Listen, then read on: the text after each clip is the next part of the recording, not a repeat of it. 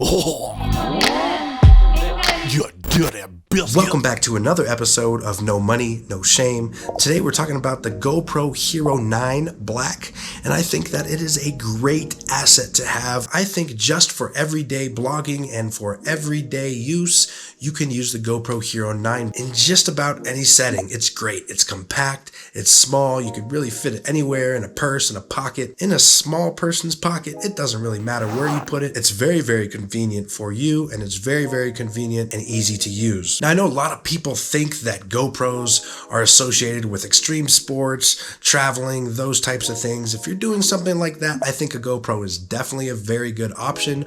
But I also want to say I think it's also a really good option to have as a secondary camera, or even if you're starting out on a budget, definitely could be your main camera. I definitely will show you a couple of different ways that I tweak the settings to get the nice flat look that I like, where I'm able to color grade a little bit later, but I'll also show you some examples and compare and contrast of what everything looks like out of the box. That being said, let's check it out. It's sitting at just about $350, a little bit less if you get a bundle and the with the promo that they've got going on their website, or if you buy it full price, it's about $450, maybe a little bit less depending on where you get it from. It's a little bit more of an investment, but I feel like it's just as good as the new iPhone 12, Google Pixel, the 4a, the 5, all of these. I feel like the new GoPro Hero 9 competes very well with these newer phones and also some of the entry DSLR cameras.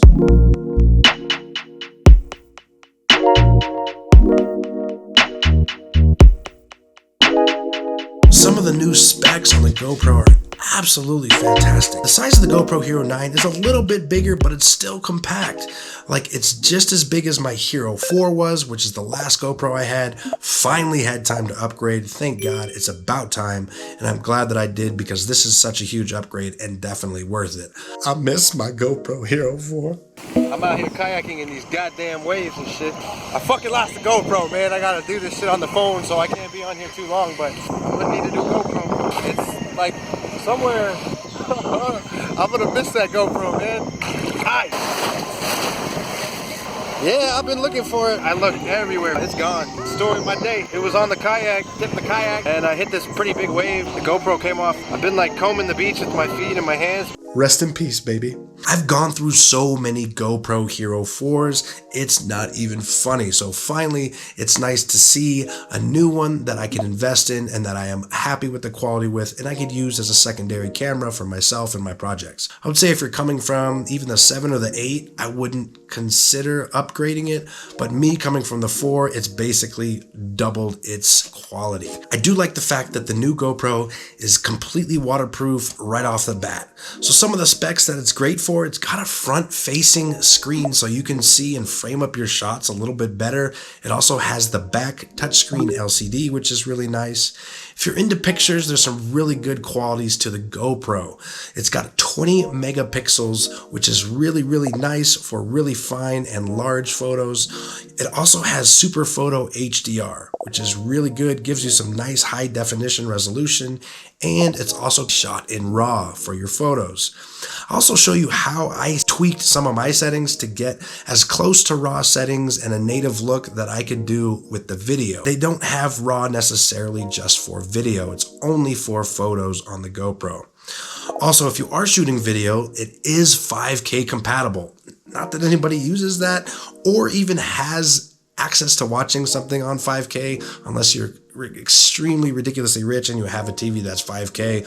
Most of us are pushing even 4K, and that's kind of pushing the limits for what most people have or your everyday consumer has. But you can shoot 5K video at 30 frames per second, 4K video at 60 frames per second, and 1080p resolution at 240 frames per second. So it's gonna pick up a lot of information. This is really nice if you're shooting sports, if you're shooting something on the go. It's always good, but I would definitely say it's even better just for everyday vlogging. If you just want to show what your day looked like, this is definitely one of my go-to cameras, and I'm glad that I invested in it. If you're looking for video with slow motion, GoPro has built-in 8x slow-mo, and it looks really nice. Also, there's data overlays, which will give you different types of data for the video and the photos you're doing.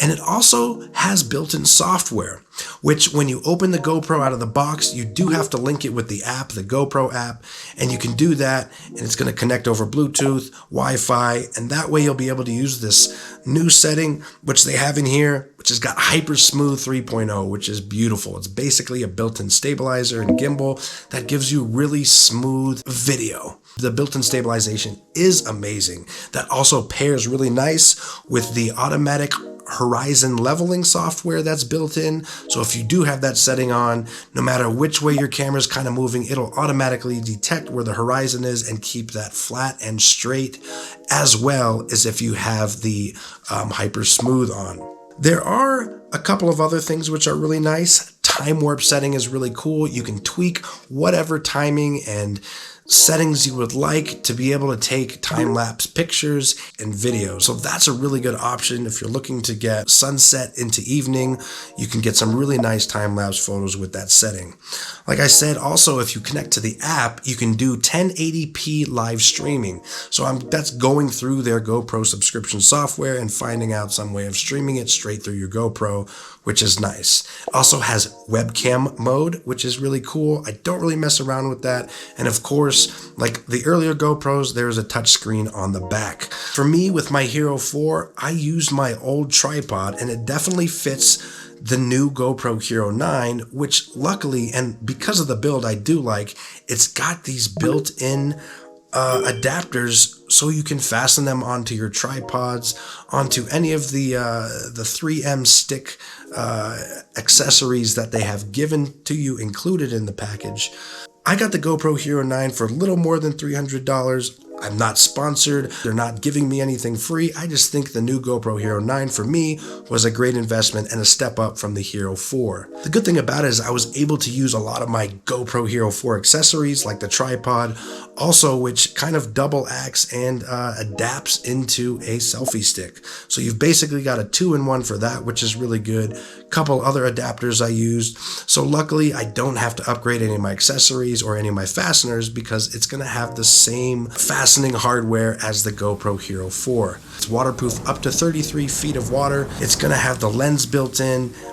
SD card, battery slot are both in the same place, but everything is very durable. And then they have the mic in the front now, which is good, as opposed to on the Hero 4 was on the side or on the top, and it was easy to get blocked, especially if you put it in like a waterproof casing. Also, all the video that you're seeing of me talking here is shot on the GoPro Hero with the settings that I like, and it's also recording the audio, so I'm not going to use any post-production audio emphasis or anything to change the audio on this in post. Everything you see here is what you get. Let's dive into compare and contrast between GoPro Hero 9 Black and the Lumix G7 Panasonic.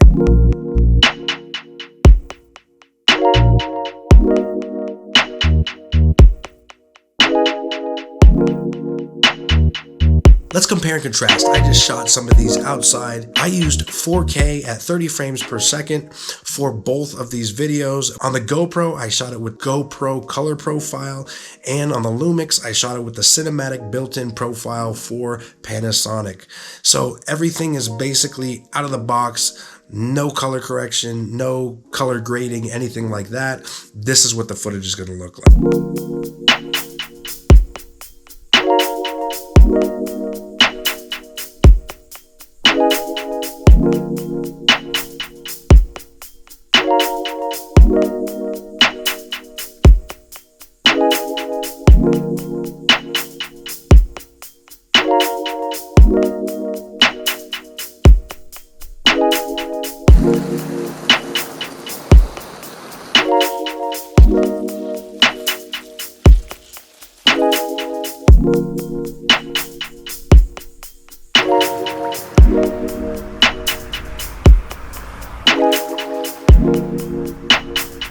So these 5 different lens options are really good to have. You can definitely do whatever you want. There's super view, there's wide angle view, there's linear, there's narrow, That's really it. Thank you so much for watching. No money, no shame. Don't have too much of a budget. I would definitely recommend biting on this GoPro deal right now. It's absolutely fantastic. I'm glad to have this back as part of the family, and it's good to take on whatever you want to do. Thank you so much for watching. I'll catch you next time. You dirty biscuit.